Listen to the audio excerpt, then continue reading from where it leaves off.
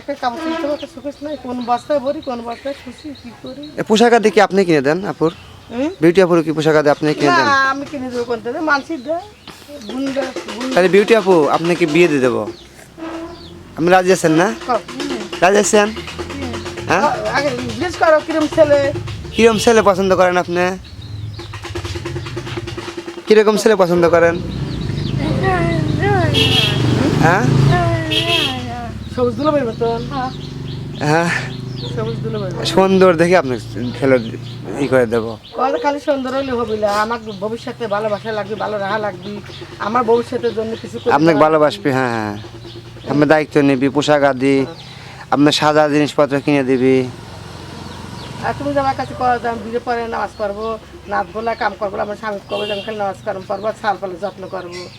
নামাজ পড়বেন? কও। নামাজ পড়তে চায় না?